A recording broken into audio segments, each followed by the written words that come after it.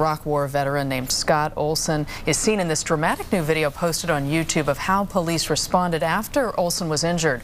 He is lying on the ground. You see people rushing to help him, but law enforcement officers fired tear gas into that crowd. Olson is now at Highland Hospital. ABC 7's Heather Ishimaru is live with a follow-up to his story for us. Heather. Oakland Police Chief Howard Jordan says that Scott Olson's injury will be treated as a level 1 investigation. That's the same as if officers had used lethal force. It's a higher level of investigation involving not only the Internal Affairs Division, but also the District Attorney and the Office of the Inspector General. 24-year-old Iraq War veteran Scott Olson was injured while marching here in Oakland last night. His roommate tells us he has a 2-inch skull fracture in the area of his left forehead, and doctors at Highland Hospital are deciding if surgery is necessary. Right now, it's unclear if he was hit with a rubber bullet or a tear gas or smoke canister. It's unfortunate that that happened. I wish that it didn't happen.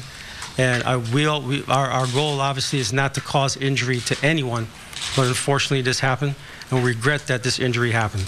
Doctors told Olson's roommate that he was conscious when he arrived at the hospital, but was unable to speak more than in yes and no answers. It's really sad, and it makes me angry that 2 tours in Iraq without any injuries, and then to come here and be shot by the same people who are supposed to be protecting him instead of obviously shooting him. Olson is a Wisconsin native who moved here last summer for a systems administrator job at a company called OBSWAT. He had spent most of the last 2 weeks camping overnight at Occupy SF and came to Oakland in support of Occupy Oakland.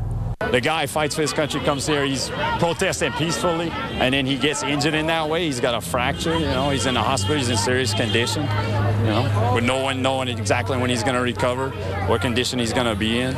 It's horrible. Again, Olson is in critical condition at Highland Hospital. His roommate, Keith Shannon, who, by the way, served with Olson in Iraq, says that he is heavily sedated. He's on a respirator. Doctors are still trying to decide about surgery, and his parents are expected to arrive from Wisconsin tomorrow morning.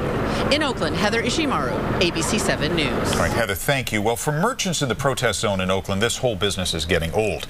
The damage and the disruption being caused by the Occupy demonstrators is hurting their livelihood.